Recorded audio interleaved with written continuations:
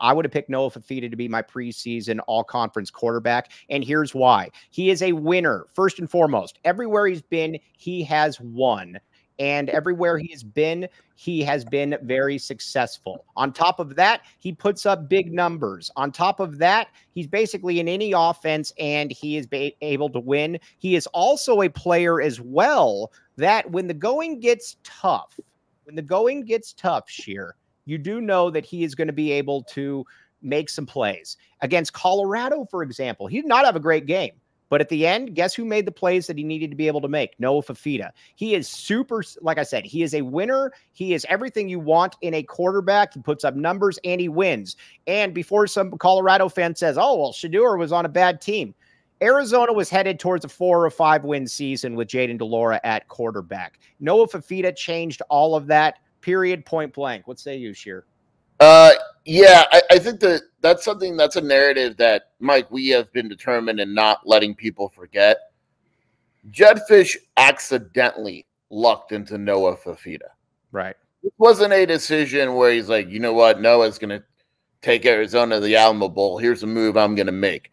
If Jayden de Laura doesn't get hurt, we don't even – the whole trajectory of the program, Jedfish is still here. Right? Noah, who knows? Like, there's like people don't pay enough attention to that, but I have no questions about Noah. I don't care about the new offense. Are there some growing pains? Sure. You get rid of those growing pains in camp. Right? That's what camp's for. And we've said it before, like if those growing pains go into the season, we question Dino Babers. We don't question Noah Fifita. Yeah, and again, Shedeur Sanders, he's a better NFL prospect. I get that. I don't care about any of that, though. I care about what I see in college, and if the chips are down and you've got to be able to win one game and you got to go up and down the field, you are taking Noah Fifita. He was the National Freshman of the Year, and again, Shedeur, at the end of the day, Dennis Wall said Shedeur did have better numbers with no line. At the end of the day, though, Noah Fifita, Arizona wasn't going anywhere with a guy in de Laura who was also the Pac-12 Freshman of the Year. You put in Fifita and they start winning. Players gravitate towards Noah Fifita. Players gravitate towards what he can do, and you don't have to put up with the sideshow and everything as well. I mean, to me, it's a pretty, like I said, Shedeur's really good, but to me, it's pretty simple. I'm taking Noah Fifita. Yeah, I think Shedeur's good. I'm not going to pretend like he's not. I put more weight into the BS, right? Like I don't, if I was a head football coach, I would deal with as little BS as I could, right? And to me, Noah Fifita, all his teammates love him. I don't have to worry about him going on social media. I don't have players and then having the coach. Yeah, exactly. Just, and look, Shedeur's really good. He'll obviously be higher picked in the NFL draft than maybe any other quarterback in the nation. That's not what we're talking about, though. Yeah, exactly. Like I'm talking about my college program as a whole. I'm thinking Noah. I don't think it's like some hot take. Yes, exactly. And the thing with Noah, too, is how incredibly accurate he is. And I'm going to keep going back to this, what Greg Biggins said. Your guy, Greg Biggins, head of 24/7 scouting. This is a dude that's – how long has Greg been doing this? 30 years? Yeah. Yeah. All right.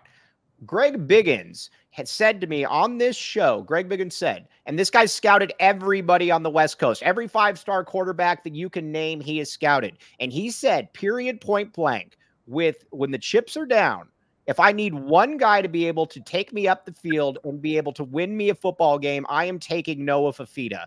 And I said, over, and he said, over anybody, period. So that to me goes a long way. And you just saw it too. Arizona last year had a over-under in Vegas of 5 wins. They got 10 wins, and that was because of Noah Fifita. And the other thing that I really think that we got to keep talking about, though, is that even on games when Noah didn't play well, Sheer, at the end, when he had to make plays, he always made plays, whether that was Oklahoma, whether that was Colorado. Heck, even when he went in against Stanford, when Arizona was going to lose that game against the atrocious Stanford Cardinal, and Noah Fifita led him right down to a touchdown, kept the ball out of Stanford's hands as well. Sheer, dude's a winner, man, period. Yeah, and I look at the Alamo Bowl, like people remember early in that game, he was getting killed, right? Yes. Like he was getting in, and you're like, man, I kind of think they're going to get blown out. Like we texted back and forth, like, ooh, I don't know about this. And all of a sudden, it just clicked, and Noah figured it out. The O-line wasn't good that game until the end when they replaced. Remember, the O-line was bad until they put Leif in there, right? And then, but it started clicking for Noah before then. And the thing that I like about Noah is he doesn't force the issue, right? If a guy's open 7 yards down the field, he's going to hit him. If a guy's open 27 yards down the field, he's going to hit him. But the pass he makes is going to be the correct one. Yes, he's going to make, and he can make every throw that you need to be able to make as well. And I'll say that was Delora's biggest obstacle was just take the guys 5 yards in front of you. You don't need to throw it 60 yards down the field. And I keep going back, and one of the wide receivers, who's, you know, his father's a good dude. He mentioned to me, he said the thing, and he wasn't really, well, I think it was kind of a shot at JDL, but he said the great thing about having Noah Fifita is that when if my son gets open, he's going to get the football. That was not the case before. And again, I'm going to keep bringing this up. With Jayden de Laura, I didn't like Jayden de Laura, but a lot of other people did, sure. But Jayden de Laura was also the Pac-12 freshman of the year, like a year or two removed. So it wasn't like he was some bum, and Arizona was going to go to win 5 games. So miss me with the whole stuff with Shedeur about how he was on a bad team, this and that. Arizona was going to be in that same exact boat. If Jayden de Laura was the quarterback, Noah Fifita made it different, period. Boom. I mean, look, if Jayden de Laura starts, we think what? 5-6? Yeah, 5-6. Because again, they were losing to bum teams. Mississippi State. They would have lost the game to Stanford.